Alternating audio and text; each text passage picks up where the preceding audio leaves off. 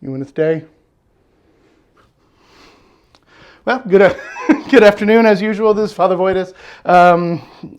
He keeps running, he keeps bumping up against the tripod, so if it gets a little bit, shaky, that's like right now, that's him bumping up against the tripod. So anyway, sorry about that. Sorry about that too. For this is our daily update for March 25th, the Solemnity of the Immaculate Conception. For our daily update, the main thing I want to talk about today is, as you're all, I'm sure, aware of, at least those of you who live in Charlotte or Mecklenburg County, that beginning tomorrow morning at 8 a.m., we have what they're calling a stay-at-home order, which is very similar, if not, stop it. Which is very similar, if not exactly the same, as the shelter-in-place orders that have been going on around the country. So, and so the question is, I'm not going to try to explain the whole thing here. I'm not qualified to do that, and I don't want to give you bad advice.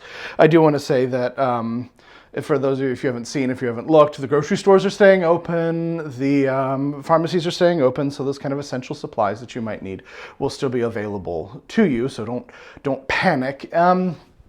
But the question I do want to answer that some of you have been asking is, what does this mean for us at St. Vincent de Paul? What does this mean for... Stop it. Stop doing... Anyway, I'm not going to start over again. Anyway, what does this mean for St. Vincent de Paul? And the answer is not a whole lot. It doesn't really mean a whole lot for us here at the parish. It might mean that for a while we record our masses, we live stream our daily masses from the rectory chapel instead of the chapel over at the church, just because we want to kind of minimize the amount of movement back and forth as best we can. And also, the main two things that we've been doing though at the church is we've been leaving the church open from 9 to 7 during the day for private prayer, and we've been having confessions from 6 to 7 every evening outside. And from what I can tell, and from the people that I've talked to, both people who work at the parish, from the things that I've read from the city or from the county, and people at the diocese too. Well, one, we've been told to keep the churches open as we have before by the diocese, so the church will be staying open. Just if you do come by the church, I really strongly encourage you, please do remember to keep distance from one another. That this will help prevent the spread of the infection, of the virus, but also it'll help us be able to do this for longer. We don't want to, have somebody come in, somebody come by from the county, from the city or something and say, you got a bunch of people clumping up in this church, you got to shut it down. We don't want that. So do as best you can to do that. Also, same thing with confessions.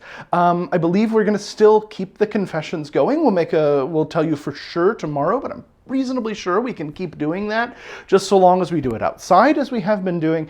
And again, when you come, stay far apart from each other, that social distancing that's so important. If you see more than 10 people or 10 people in line waiting outside, please just stay in your car until those people have gone through, so that we don't, because again, the last thing we don't want a police officer or something coming by, seeing 20 people gather around outside the church and and saying, all right, there's too many people, you got to shut this down. We absolutely don't want that, because we want to still be able to continue to do this for you, especially confession, which as you know is so important. So just use prudence, use discretion, treat this seriously, both for the sake of your health, for the sake of the health of other people, and so that we can keep providing you what we're providing you with here at St. Vincent de Paul. And so that's really the sum total of the update today so far. That's the only things that are kind of changing or different. And like I said, it's just not a whole lot. It's just kind of a little bit more vigilance about what we've been doing already. And so that's about all we've got for today. Today is the Solemnity of the not the Immaculate Conception, of the Annunciation. So please do, remember to celebrate today, even though it's kind of maybe slightly difficult circumstances. Remember, today is a day of celebration, or day of great joy, the Solemnity of the Incarnation of the second person of the Blessed Trinity. And so do keep that in mind. Keep an eye out for some of the other content that we're kind of putting together for you right now, especially content that has to do with, I've been talking about reflections on the Rosary, and we're going to try to start recording those today, because the first mystery of the Rosary is of the Annunciation, and so today is the Annunciation, so it's a good day to start. So we're going to start recording those hopefully every day, but at least every day or two, putting those out this evening, and some other things as well. So just keep an eye out for all that. Remember, we are always here for you, even if we can't gather together, unfortunately, we're always here for you spiritually. We're always here for you in prayer. We're always here for you through these videos.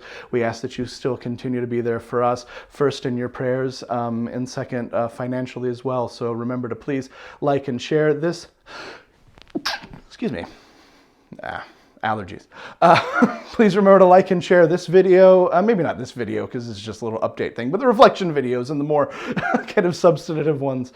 Remember to like and share these. Remember to subscribe to our YouTube channel. The more we generate there, the better content we can generate and the better kind of quality we can give you too. And like I said, we intend to keep doing this even after this whole thing with coronavirus is over.